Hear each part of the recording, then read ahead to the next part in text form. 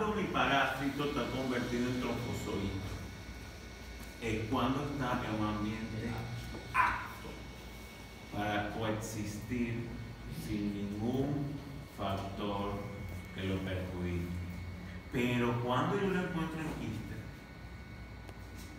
cuando el medio, el ambiente, el ecosistema es hostil para mi parásito.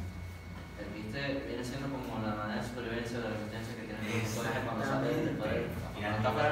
Exactamente. Y a nivel gastrointestinal yo puedo encontrar mis quistes. Sí. Yo los puedo encontrar. ¿Por qué? Porque el quiste se va a proteger del ácido. ¿Cuál ácido? Ácido clorhídrico y de las células parietales. Y de las células parietales. Okay. Exactamente, muchachos, esos son conceptos que yo se los estoy dando aquí, o sea, le estoy, digamos, fastidiando con esos temas. Porque ve, vamos a hacer realidad. Estamos en una formación, en un nivel de formación en la Rómulo Gallego. ¿Cuántos años tiene la Rómulo Gallego aquí? Yo tengo trabajando 3 años. 5, lleva 5. Ya como 5. Sí, lleva 5. Muchachos, vamos a entrar en realidad. La Rómulo Gallego apenas se está adaptando acá. ¿Y de quién va a depender que esa adaptación sea adecuada? De nosotros. De ustedes mismos. Al hospital. ¿Qué pasa? Hay examen de los morros. A mí me lanzaron parasitología con microbiología en un solo coñazo, en una sola materia. Y a mí, yo comencé a entender la gran diferencia entre un trofozoito y un quiste es gracias a los coñazos que yo me daba yo mismo. Nadie ningún profesor me dijo, mira Isaías, o mira sección, ¿qué diferencia hay entre un quiste y un trofozoito? ¿Cuándo yo encuentro en una fase de trofozoito a mi parásito? No. ¿Ok? Hay que aclarar eso, porque usted en un ropo cultivo, o sea, en un examen de ese, usted se va a encontrar en una fase quística. Y ahí es donde tú vas a decir, ya va, este quiste puede estar localizado en una zona específica, porque está en fase quística. Claro. Ah, y si está con 4 núcleos, si yo veo mi quiste con 4 núcleos, ¿en qué fase está? La última. ¿Y cómo se llama la última? Bloqueada. Exactamente. ¿Está maduro o inmaduro? Está maduro. ¿Ok? Ahora bien, y si yo en mi examen de ese veo ya el trofozoito, eso quiere decir que el parásito ya está haciendo la fisiopatología, ya está generando daño. El quiste en un 80% no me genera daño. El paciente mío va a estar asintomático. ¿Ok? Por eso la gran diferencia de tener claro lo que es la fase quística y la fase trofozoito. ¿Ok? Es cuando, trofozoito es cuando ya el parásito sale de esa membrana quística. ¿Ok? Muy importante ese detalle. Entonces, en conclusión, cuando el parásito está en una fase plena, trofozoito, en una fase plena, puede estar en el sistema gastrointestinal, ¿ok?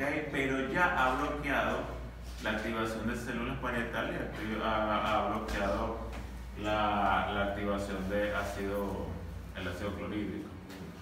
Ah, pero ¿y qué pasa cuando yo encuentro a mi parásito en fase quística? Es cuando está en un ambiente hostil. Él está luchando para adaptarse. Que es la forma de quiste para poder adaptarse. Eso lo vamos a ver más adelante en el seminario, los mecanismos en los cuales el parásito se adapta. ¿Dónde está la respuesta inmune? Ajá, ¿qué más? Ahora tenemos la taxonomía. Las amibas comensales ellas no pertenecen al reino protista, al subreino protozoa, al virus Sarcoptigofora, a la subclase Tribozoa, a la clase Labochea, el origen la Amurrida y el género Entamoeba, Intolimar y Entamoeba. Ahora bien, el ciclo biológico de los protozoos intestinales se va a ver dado por 2 etapas, como va a ser el desenquistamiento y el enquistamiento, el cual es estudiado a profundidad en lo que sería la entamoeba histolítica. ¿Por qué la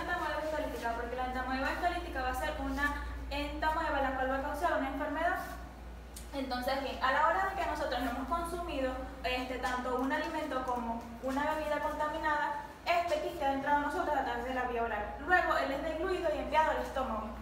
Cuando él es enviado al estómago, luego él se degluye y llega a lo que sería el intestino grueso.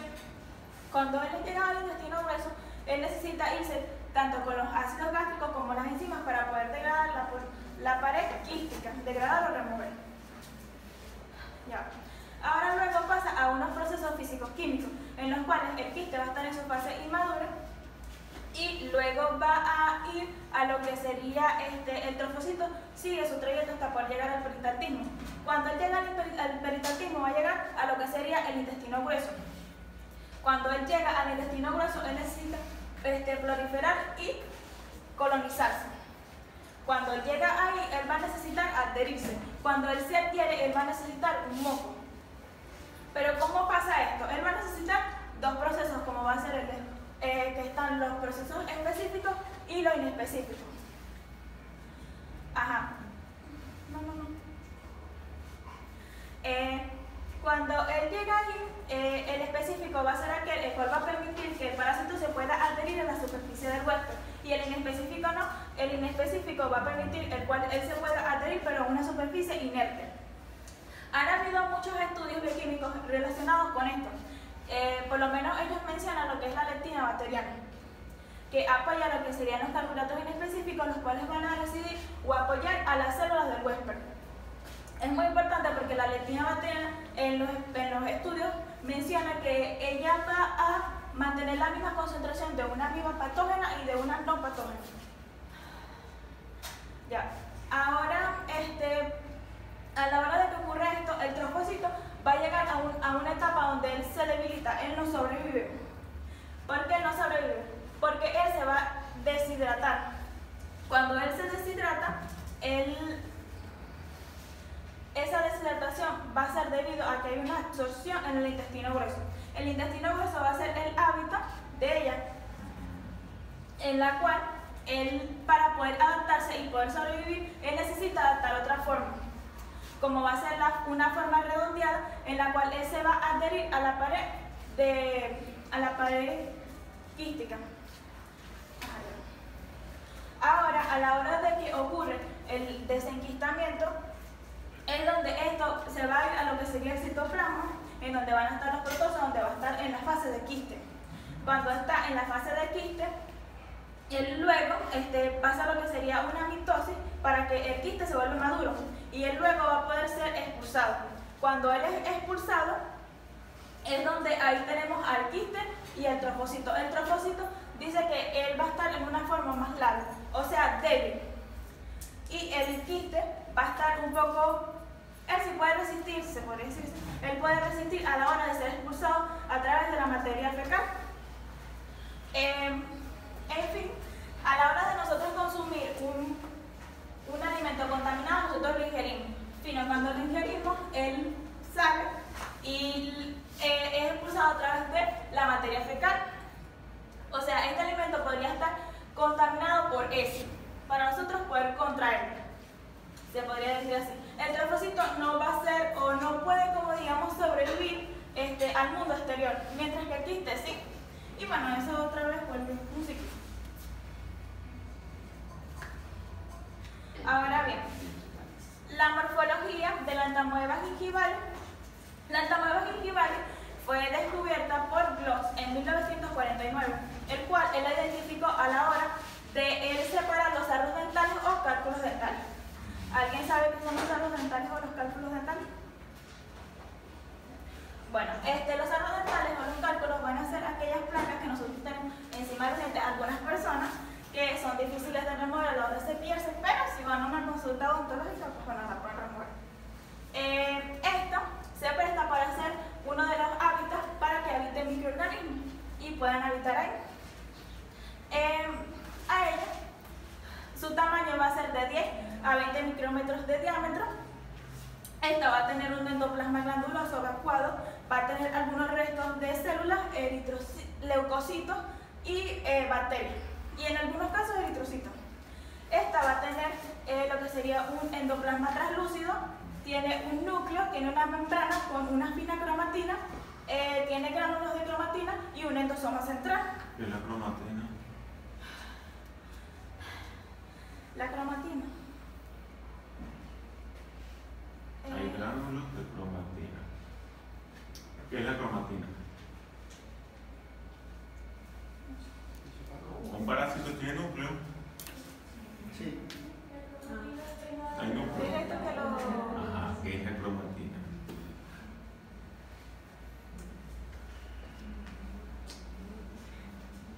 Muy importante, porque la cromatina es la que me hace ver a mi parásito en su morfología y con su organela. ¿Qué es la cromatina? Por eso es la pregunta. ¿Un parásito tiene núcleo? Sí. ¿Y una célula procariota tiene núcleo? No. La cromatina es donde está sumergido mi núcleo. Mi núcleo, es donde está sumergido mi núcleo. Y usted cuando ve al ojo óptico de un microscopio, usted va a ver cómo está sumergido el núcleo con su cromatina. ¿Ok? ¿Y más?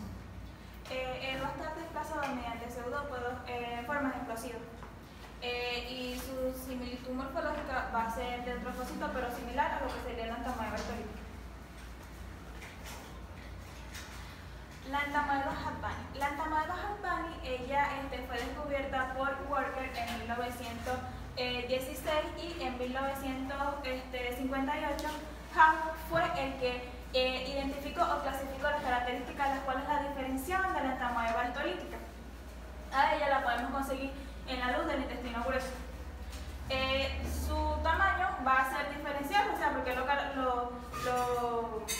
clasificó de acuerdo a las características las cuales lo diferenciaban de la entamoeba histolítica. En su trofocito vamos a ver que él mide de 4 a 10 micrómetros de diámetro, en lo cual va a tener un citoplasma evacuado similar a lo que es la entamoeba coli. Él va a tener un núcleo único, tiene un endosoma central, cromatina periférica, homogénea. En el quiste lo tenemos de 5 a 10 micrómetros de diámetro, en los cuales van a tener cuerpos cromaidales vacioides similares a los granos de arroz, en los cuales se pueden teñir con lo que sería la tinción de permanente. Ellos no fagocitan eritrocitos y sus movimientos van a ser más lentos comparados a otras entamoebas. ¿Por qué no fagocita eritrocito? Es una característica muy importante de esta entamoeba. ¿Por qué no? Sí, que no fagocita eritrocito. ¿Por qué? Específicamente de las entamoebas en general, pero en esta, específicamente, ella no toca al eritrocito. En muchos procesos parasitarios, muchachos, vamos a tener secuestro óseo y secuestro eritrocitario. Y si hay secuestro eritrocitario, ¿qué voy a tener? Eritrocito. O sea, no voy a tener eritrocitos, me fagocita, no me fagocita eritrocito. Hay otros parásitos que sí me fagocitan eritrocitos. Y si me fagocitan eritrocitos, vamos a ver otra vez fisiología. ¿Qué es la fagocitosis? Absorción de una célula más engollimiento. Me absorbe, ¿verdad? Sí. Ahora bien, no fagocita eritrocitos. ¿Qué pasaría si este parásito me fagocita? Como en otros parásitos que sí fagocitan eritrocitos. Causaría daño. Me genera un daño, exactamente. ¿Pero qué tipo de daño? ¿Qué tipo de daño? ¿Una enfermedad? ¿Causa una enfermedad?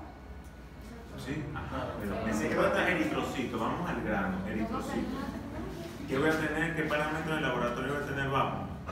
Hemoglobina. Hemoglobina, y también voy a tener recuento plaquetario disminuido. Ahora bien, vean, escuchen esto con cuidado. No fagocita eritrocito. ¿Por qué no me fagocita eritrocito? Porque son muy lentos. Otro. ¿Qué tiene el eritrocito? Hemoglobina. ¿Qué más? Oxígeno. ¿Qué más? ¿Qué más? Esta entamoeba es rica en un líquido específico.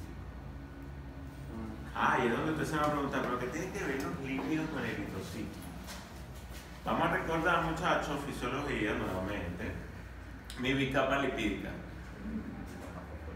¿Está constituida por qué? Proteínas, carbohidratos, Fosfolípido, proteínas, carbohidratos, lípidos, colesterol. colesterol. Y hay uno específico que esta señora lo tiene. Esfingolípido. ¿Han escuchado el esfingolípido? El esfingolípido tiene una subunidad, muchachos. ¿Cuál es la subunidad del esfingolípido? Glucolípido. El glucolípido es la subunidad del esfingolípido. Ahora, ¿a qué viene todo esto? Los eritrocitos tienen organelos. Un eritrocito mío tiene organelos, carece de organelos, pero es rico en un tipo, en una subunidad de un esfingolípido. ¿De cuál? El glucolípido, los eritrocitos. Por eso, este parásito, especialmente esta clase, no tiene necesidad de fagocitar un eritrocito. Porque ¿qué busca el parásito al fagocitar un eritrocito? Además de hemoglobina, además de hierro, necesita energía. Busca energía. ¿Y por qué busca el eritrocito? Porque el eritrocito es rico en una subunidad del esfingolípido, del glucolípido. Pero esta señora es rica en glucolípido. ¿Para qué voy a fagocitar el eritrocito? Como es una diferencia que la entamoeba coli. Ella necesita eritrocitos. ¿Para qué? Energía. ¿Y de dónde obtiene la energía del eritrocito? De los glucolípidos. Sencillo. Por eso ustedes en mucha literatura, no fagocita eritrocita. Sí, fagocita eritrocita. Ay, no, por la sangre. No. Por las características que tiene el eritrocito. O sea, que en este caso la ignoraría. Pasa de ella. Pasa. No necesita eritrocito. No necesita fagocitar eritrocito. ¿Para qué no te gusta? Exactamente. No, ella no es patógena. No. Ajá, ¿qué más? La entamoeba coli. La entamoeba coli ya va a tener fases, como va a ser la fase de trofocito, la de prequiste, la de quiste, la de metaquiste y la del trofocito metaquístico. En la de trofocito vamos a ver que mide de 15 a 50 micrómetros de diámetro, en las cuales va a tener un citoplasma viscoso vacuado y va a estar desplazado mediante pseudópodos cortos y ramos. Esta va a presentar un núcleo con una cromatina periférica irregular, un endosoma excéntrico, el cual va a tener gránulos dispersos. ¿Cómo se podría ver? En la fase de quiste, que es esta, es donde él va a medir de 10 a 30 micrómetros de diámetro, en la cual va a tener una pared refráctil que va a tener un citoplasma pero sin vacuolo. Contiene en promedio 8 núcleos, en los cuales puede presentar masas cromoidales y barras cromoidales esféricas, en forma de arcilla.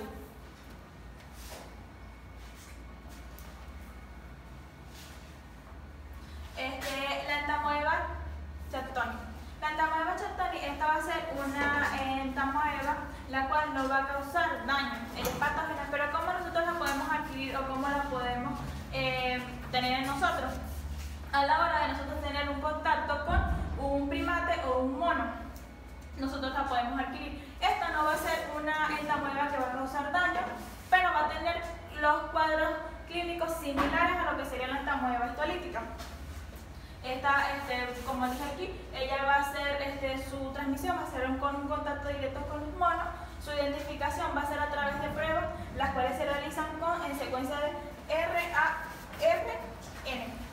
Y su morfología, porque va a presentar quistes uninucleados.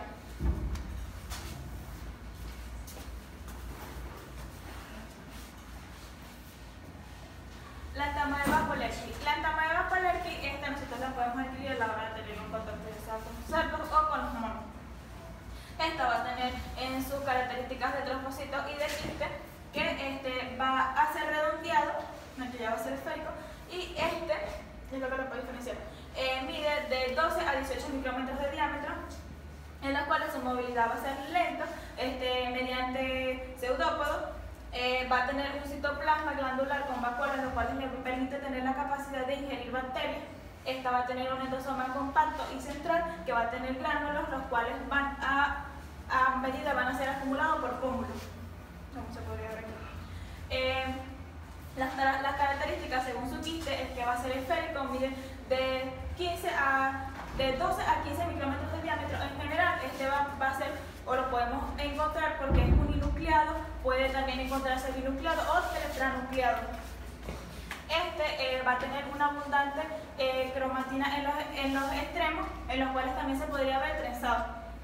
Este puede contener vacuolas de glucógeno y barras o masa esférica u ovoide.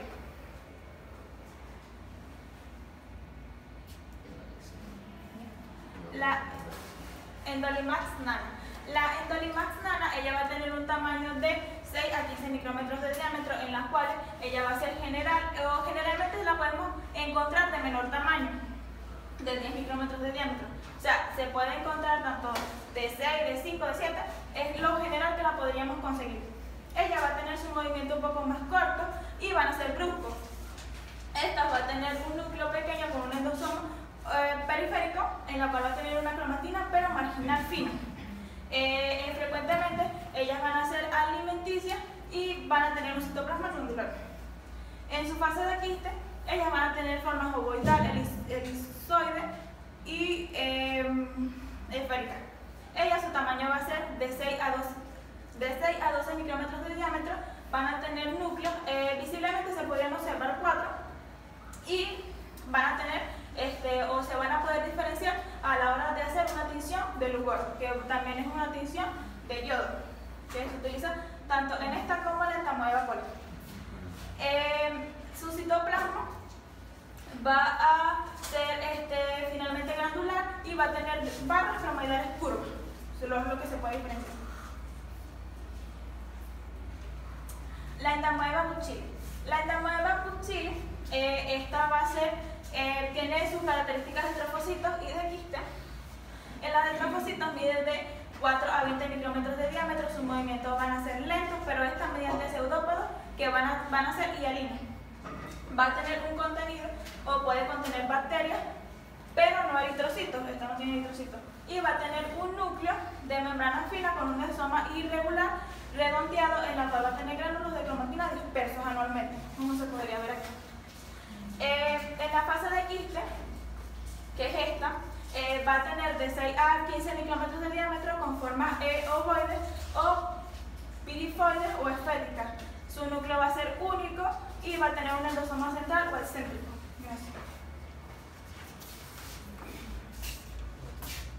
Buenos días, mi nombre es Ana Flores y yo les voy a hablar sobre el mecanismo de transmisión de las amebas comensales. El mecanismo de transmisión de las amebas comensales intestinales se basa en el fecalismo, lo cual implica la contaminación de alimentos, bebidas o fómites, lo cual incluye tanto la superficie como los objetos inanimados contaminados con material fecal. Estos provienen de los individuos en los que se alojan en su intestino para luego ser eliminados a través de las heces.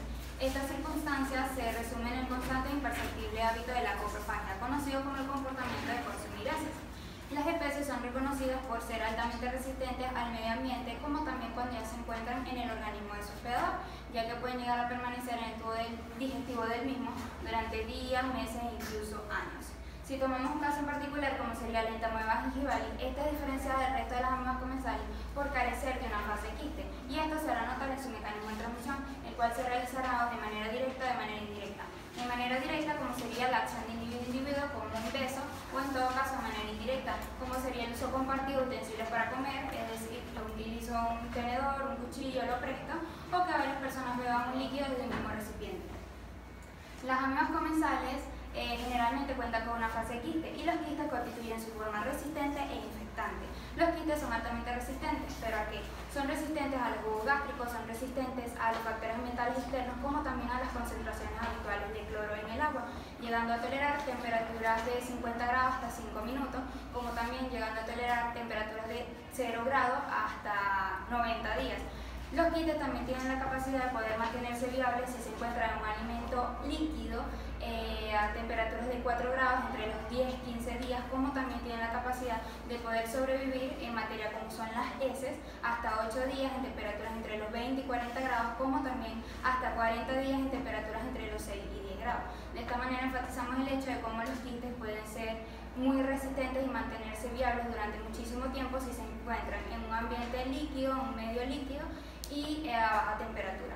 Además de que también como se involucra el mecanismo de transmisión con el ambiente, ya que las posibilidades de transmisión en un medio acuático y en un ambiente tropical suelen ser mayores en comparación con las zonas templadas, ya que en los ambientes acuáticos, líquidos, en una baja temperatura suele haber en ocasiones más del 50% de portadores en comparación a las zonas templadas, en la cual la prevalencia en la población general suele ser inferior al 10%.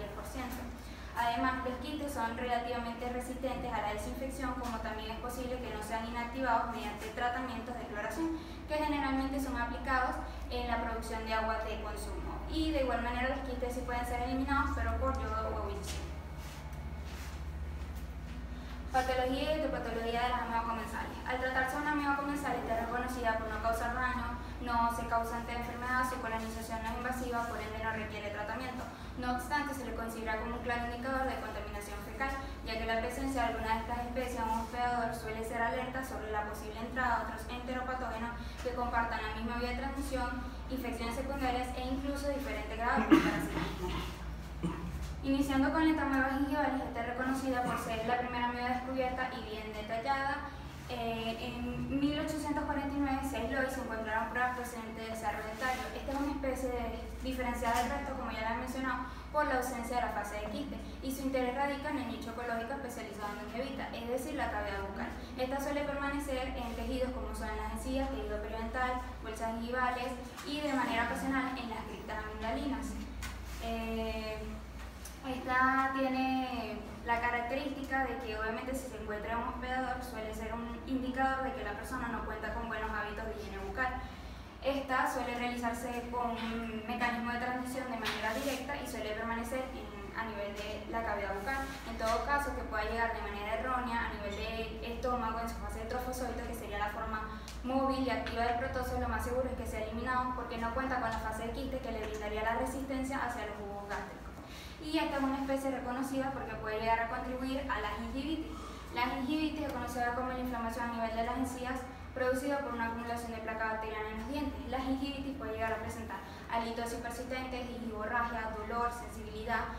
Y en todo caso, esta gingivitis, si no llega a ser tratada, puede progresar a una periodontitis, que sería la enfermedad inflamatoria crónica a nivel de las encías, que presentaría síntomas similares pero agravados. También presentaría halitosis persistente, gingivorragia, dolor, sensibilidad, inflamación y retracción de las encías, lo cual le daría una apariencia a los dientes más alargados. Luego tenemos a la entamoeba dispar, la cual desde 1925 se trabajó en la diferenciación entre dos especies en particular, la entamoeba dispar y la entamoeba estolítica, ya que a la hora de que estas especies fueran evaluadas a través del microscopio, se decía que no había diferencia alguna, ambas especies eran totalmente similares.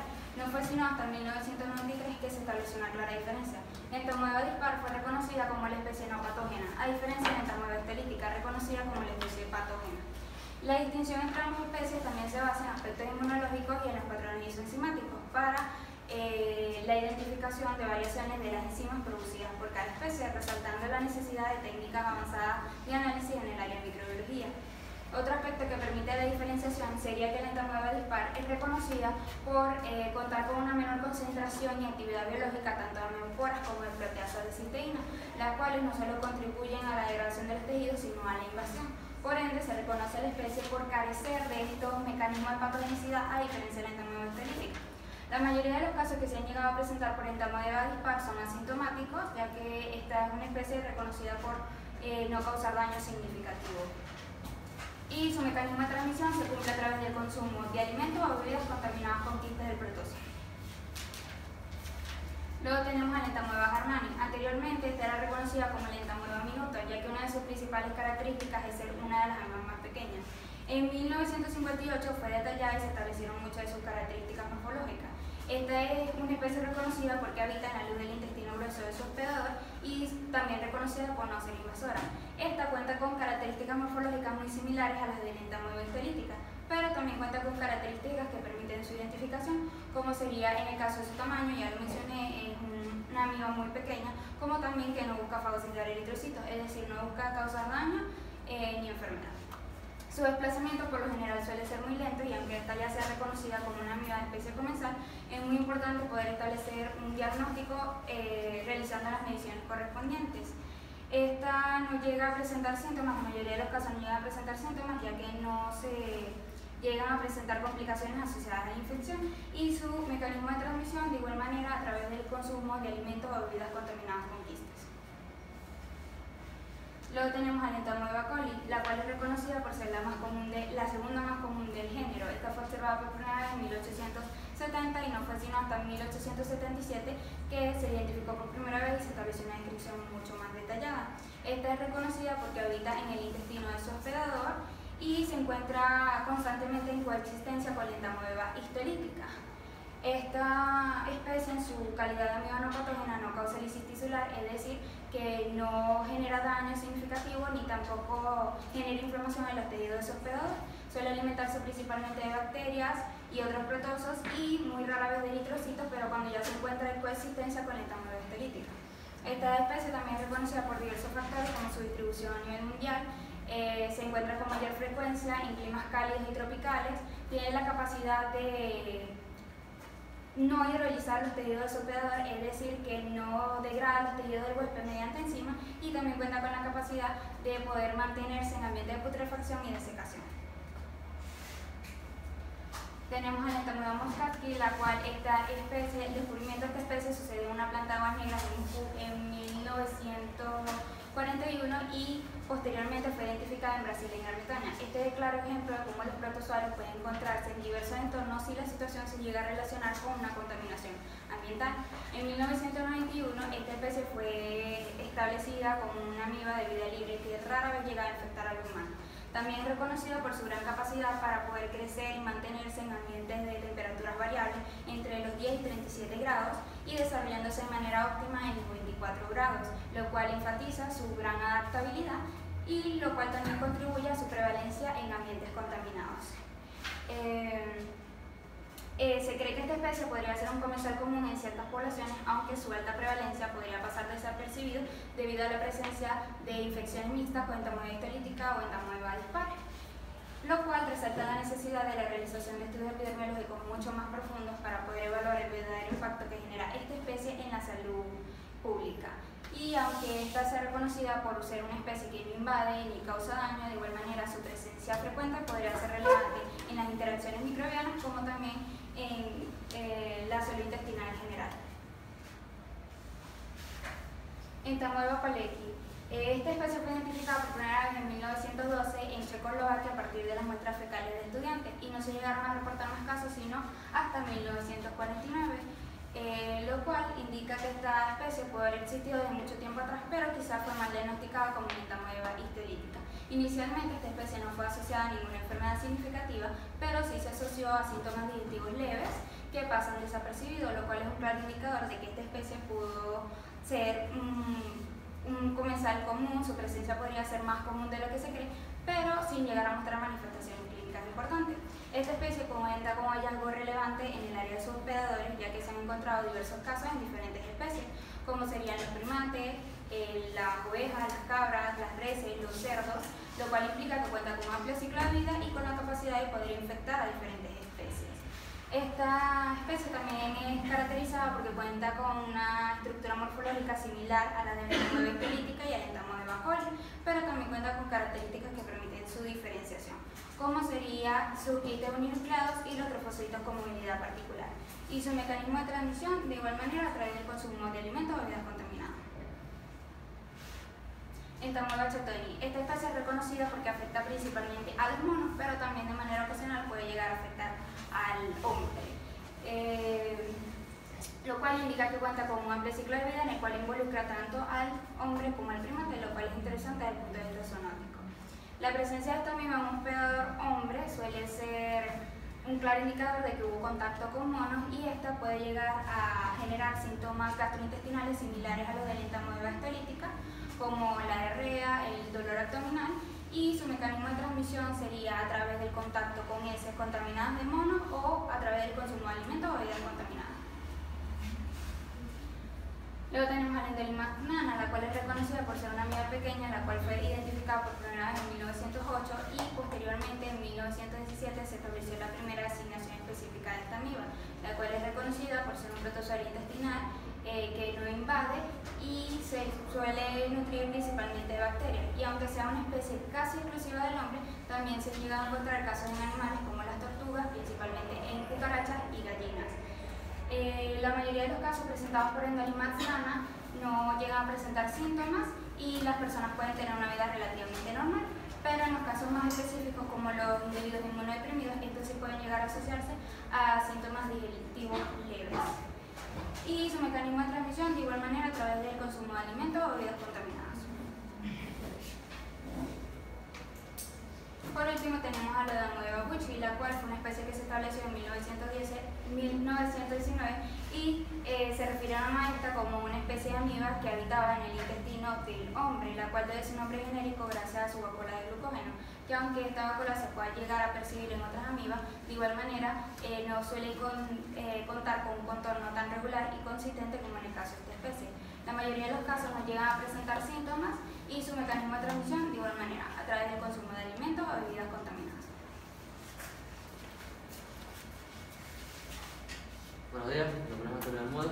En esta ocasión les estoy hablando sobre la epidemiología, tratamiento, diagnóstico y uso de los fármacos, lo que viene siendo la amibiasis. Primero, tenemos que la prevalencia de la amibiasis se va a dar, como esta es una enfermedad de origen fecal, en lo que vienen siendo los países pobres. ¿A qué me voy a refiero con esto? Generalmente se va a dar por viajeros que vienen de países subdesarrollados y se ubican en zonas endémicas de países desarrollados, generando lo que viene siendo la transmisión de dicha enfermedad. También se puede ver en lo que vienen siendo las parejas homosexuales, en lo que viene siendo la transmisión ano-boca. Ahora, tenemos que hay la diferencia entre la infección amibiana y enfermedad.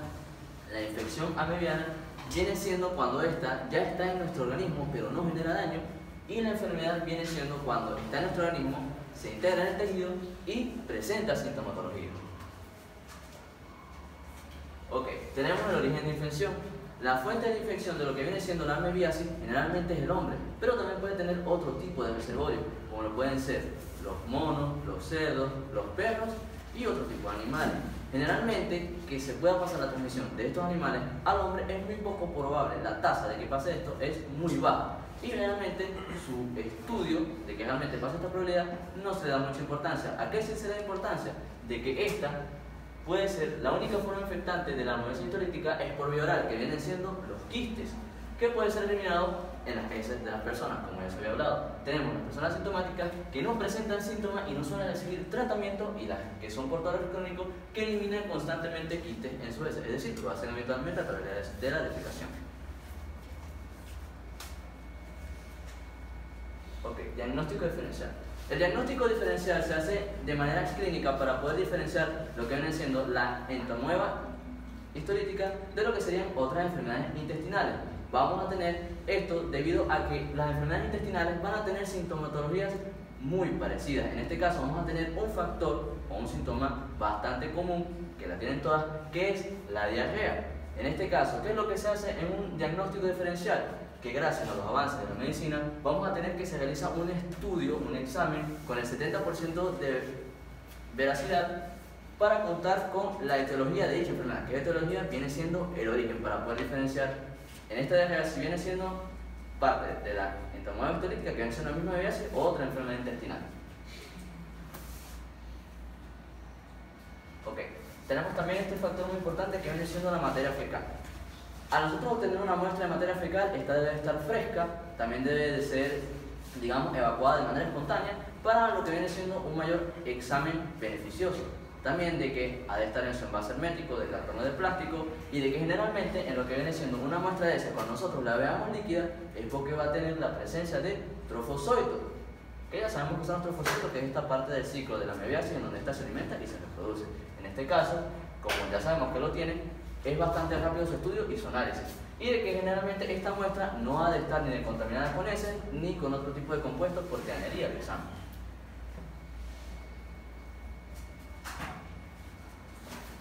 El examen macroscópico. El examen coproscópico viene siendo un examen macroscópico en el cual nosotros vamos a poder ver lo que viene siendo el moco y la sangre, para nosotros poder diferenciar si esta puede ser la amebiasis. ¿Por qué? Porque nuevamente hay otras enfermedades intestinales que presentan estos síntomas. Pero ¿cuál va a ser la parte más diferencial? Que nosotros, aparte del ojo clínico que vamos a estar viendo la muestra de heces, vamos a poder con un palillo de laboratorio, que son palillos delgados, poder tocar lo que viene siendo la muestra de heces. Vamos a ver si es sólida, si es blanda o si es pastosa. Vienen estas tres características bastante importantes. Ahora, otra parte bastante importante de esta es que generalmente a las personas que nosotros decimos, oye, en el diagnóstico podemos saber que esta tiene amebiasis, se le van a hacer unas muestras de heces. Al realizarse la muestra de heces para ver si tiene la amebiasis intestinal, nosotros vamos a encontrar dos características muy importantes. Si nosotros vemos que las heces están muy líquidas, es porque va a tener la presencia de trofosóitos, ya estamos seguros de eso. Y de que también se pueden encontrar los trofosóitos en lo que vienen siendo las muestras de la endoscopía.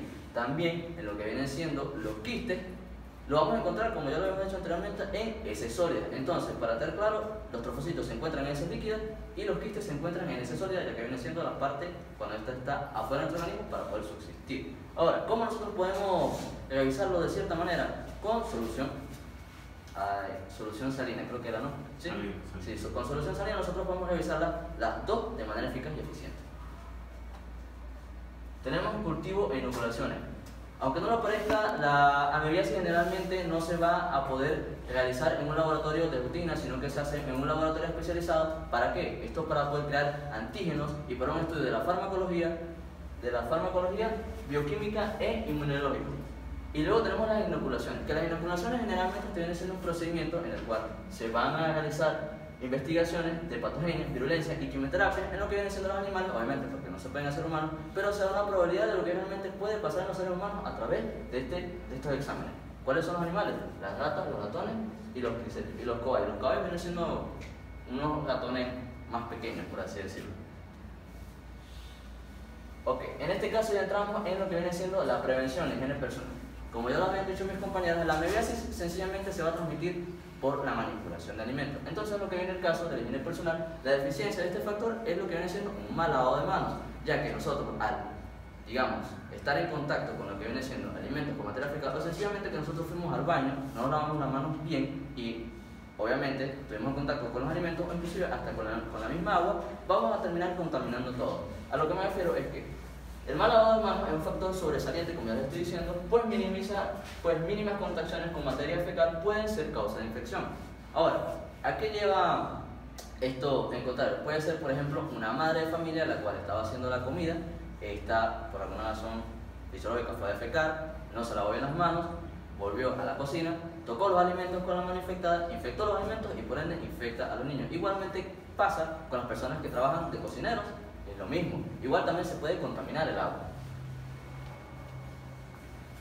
Saneamiento ambiental. Ok, tenemos que el saneamiento ambiental viene siendo una parte bastante importante, ya que la contaminación con quistes de la amebiasis, como esta se da de manera oral, es bastante sencilla. Generalmente esta se va a dar en una zona endémica, sencillamente porque no se va a ver una eliminación total de la excreción de las heces humanas. Al no verse esta eliminación total, no vamos a estar 100% seguros de que no se va a dar la infección, especialmente en lo que vienen siendo los barrios pobres de ciudades donde no existen sanitarios o letrinas higiénicas. En este caso, sencillamente vienen siendo dichos sanitarios que no están en zonas rurales o urbanas, por ejemplo, digamos, en África. Este es otro punto muy importante de que si esta enfermedad, por ejemplo, la de la amebiasis, se encuentra en personas que están en África debido a toda esta serie de características que no las cumplen y se van a otro país que sí está desarrollado, por ejemplo, a Estados Unidos, y emplea un trabajo de cocinero, ya de por ahí se debe haber dado una idea de que la contaminación que esta persona va a generar va a ser bastante grande. Ok, el control. El control puede sonar fácil, pero realmente viene siendo una parte bastante difícil para controlar lo que viene siendo la infección de la amoebiasis intestinal. Esto es debido a que para que esta se pueda dar debe llevar una serie de circunstancias bastante importantes, pues vienen siendo las características. Primero, que las personas tengan una buena higiene personal. Segundo, que haya una buena eliminación de la excreción fecal de los seres humanos. Tercero, la higiene personal, lo que viene siendo el hogar. Y cuarto, y la más importante, es lo que viene siendo la prevención. ¿A qué me refiero con esta prevención? De que las personas, las comunidades, tengan conocimiento y saber de lo que vienen siendo estas enfermedades para que sí las puedan prevenir y tener, digamos, pasos de seguridad ante estas situaciones. Y que nosotros, que estas personas, al cumplir todas estas características, naturalmente va a bajar la tasa de infección de la amoebiasis, porque al no generar lo que viene siendo dicha transmisión, no vamos a tener la infección. Ok, el tratamiento. Muy bien. Tenemos de que todos los medicamentos antiamoebianos, pero tenemos que todos los medicamentos antiamoebianos, estos se van a caracterizar y van a tener una sola función, que es que van a destrozar, van a eliminar los trofozoitos. Tenemos de que los trofozoitos se van a encontrar en la luz intestinal. Estos se van a eliminar en este momento cuando las personas, los pacientes ingieren el medicamento, para que no se desarrollen quistes. Entonces vamos a tener dos funciones bastante importantes. Primero, tenemos que los medicamentos antiamoebianos se dividen en dos grupos. Uno de acción luminal, es decir, va a destruir los trofozoitos que se encuentren en la luz intestinal, en este caso específicamente en la luz del colon, como pueden ser los dicloroazetamidas, principalmente el teclosan, que sirve bastante en este ejemplo. Y luego tenemos el otro de acción tisular. Acción tisular sencillamente viene siendo acción en los tejidos, es decir, este se encuentra en los tejidos. ¿Y qué va a hacer este tipo de fármacos? Los nitrolmidazoles van a destruir lo que viene siendo a los trofozoitos que se van a encontrar en los tejidos. Aquí tenemos otros de sus derivados, como puede ser sonidazol, tinidazol, onidazol y metronidazol, que os explicaré más adelante. Se clasifican según su acción, ¿ok? Cuidado con eso. Según su acción. Cuando su acción luminal generalmente va al sistema gastrointestinal, colon, intestino, y va estos fármacos de acción luminal, muchachos, en la biotransformación va a atacar principalmente al trofozoide. Al quiste no le va a hacer nada, al trofozoide. ¿Okay? Acción luminal. ¿Qué más? Luego tenemos, aquí está la amoebiasis de acción luminal, dicloroazetamidas mamidas. Tenemos el teclosan, que viene siendo un fármaco bastante utilizado. Aquí tenemos el comprimido de 500 miligramos y para adultos y niños mayores de 8 años, la dosis es un comprimido de cada 8 horas, es decir, va a tener 3 dosis en lo total de 24 horas en un día. Si se usa la suspensión en niños mayores de 8 años, serían 2 cucharaditas cada 5 días. En niños de 3 a 8 años, la dosis se parta por la mitad, y en niños menores de 3 años, la dosis sería un cuarto de dosis. Tenemos la amoebiasis de acción luminal, principalmente tisular y parcialmente nominal. En este caso podemos decir que el nitroimidazol y sus derivados vendrían siendo estos fármacos que van a actuar de manera eficaz y rápida en nuestro organismo, ya que estos van a ser absorbidos por el intestino delgado y van a actuar de una manera mucho más rápida y efectiva. Y se utiliza más que todo en la amoebiasis intestinal sintomática, porque se va a utilizar estos medicamentos para que afecten mucho más rápido y más concentrado a dicha enfermedad. Ahora, tenemos lo que viene siendo que este antiamoebiano tiene una eficiencia similar al metronidazol en el tratamiento de la amoebiasis. Este viene siendo el tinidazol, ya que en el intestinal sintomático, con la ventaja de ser efectivo con un tratamiento más corto, tenemos que para adultos 2 gramos al día en una sola toma después de una comida durante 2 días, y para los niños tenemos de 50 miligramos a 60 miligramos de gramos al día durante de 2 a 3 días. Y aquí tenemos su presentación en suspensión, que viene siendo esta. Suspensión. Okay.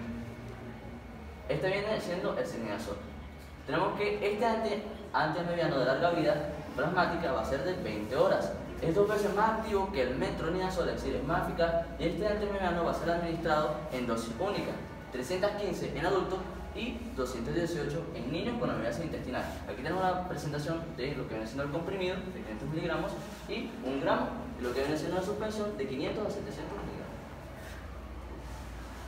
Ok, el metronidazol. Aquí el metronidazol viene siendo un fármaco bastante agresivo a lo que viene siendo el organismo del ser humano, y este va a causar distintos efectos secundarios. Entonces, ¿qué es lo que se recomienda con el metronidazol? Que la persona que lo vaya a consumir lo consuma en porciones fragmentadas y de paso que sea después de la comida. Tenemos que tiene una vida media plasmática de 8 horas, es decir, una vida media. La dosis va a ser de 30 miligramos por kilogramo al día, por 7 a 10 días, dependiendo de cuánto es lo que pesa la persona, lo cual equivaldría de 1 a 2 gramos diarios para los adultos. Este metronidazol es el que produce, como ya lo vengo diciendo, más efectos secundarios y se tomaría fraccionando dicha dosis. Tenemos el metronidazol en compresión de 500 miligramos a 250 miligramos y en suspensión de 250 miligramos a 5 mililitros. Y gracias, eso es todo. Y todos lo sacamos de la TV y de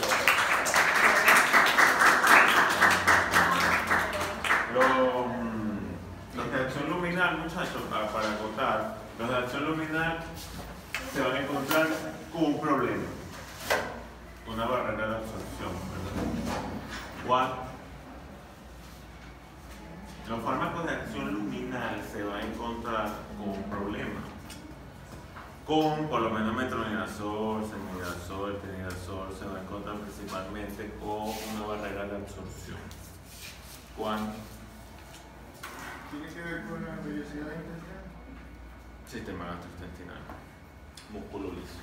Esa va a ser su principal barrera de absorción. Porque ¿para dónde vaya a atacar el metronidazol, el semidazol, el tenidazol? ¿A dónde? Al trofozoito. Él va directo al trofozoito. Sí. ¿Ok? Pero se va a encontrar con un problema, un retardo en el tratamiento. Sí.